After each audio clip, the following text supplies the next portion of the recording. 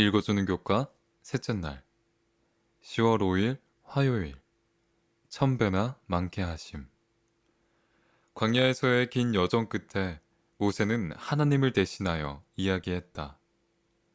내가 너희의 조상 아브라함과 이삭과 야곱에게 맹세하여 그들과 그들의 후손에게 주리라 한 땅이 너희 앞에 있으니 들어가서 그 땅을 차지할지니라. 신명기 1장 8절.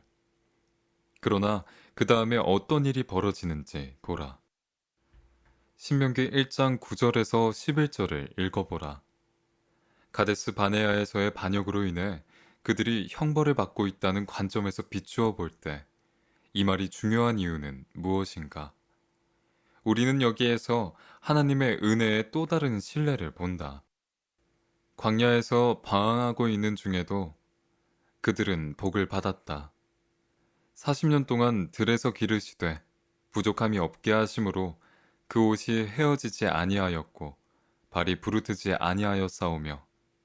느헤미야 9장 21절.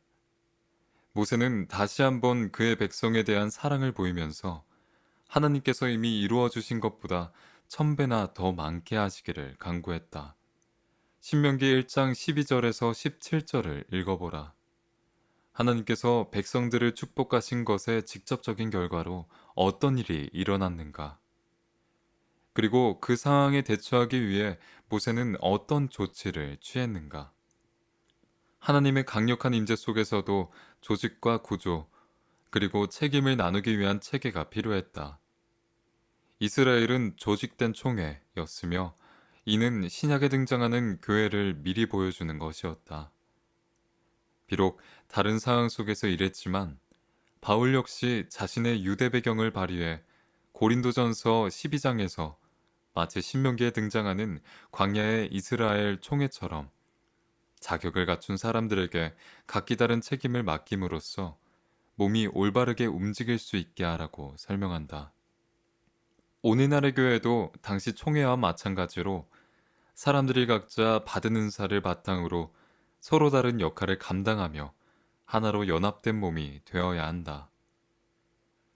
조직화한 종교에 대해 비난하는 사람들이 있기도 하지만 하나님의 말씀, 특별히 신약에서는 조직된 교회를 분명히 인정하고 있다. 교훈입니다. 하나님께서는 광야에서 방황하는 중에도 이스라엘 백성들을 축복하고 계셨으며 모세는 그 백성들을 효과적으로 지도하기 위해 조직을 구성하였다.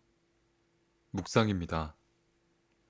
하나님께서 맡겨주신 사명을 보다 더 효율적으로 감당하기 위해 조직을 갖추는 일이 왜 중요할까요? 적용입니다. 교회 조직 안에서 그대에게 맡겨진 역할에 충실하기 위해 어떤 태도가 필요할까요? 영감의 교훈입니다. 변치 않는 원칙. 모세와 다윗 시대에 하나님의 백성 중에 치리자들에게 요구되었던 그 동일한 경건과 공의의 원칙은 복음 시대에 새로이 조직된 하나님의 교회를 감독하는 사람들도 역시 따라야 할 원칙이었다.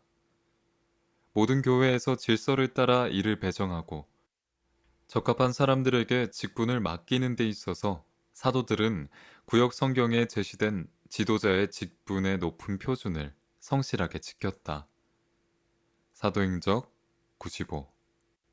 기도입니다. 어떤 상황 속에서도 당신의 백성들을 인도하시며 축복하시는 하나님이 계심에 감사드립니다. 우리를 향한 하나님의 축복을 기억하며 주신 축복을 올바르게 관리하고 활용할 수 있는 지혜를 주시옵소서.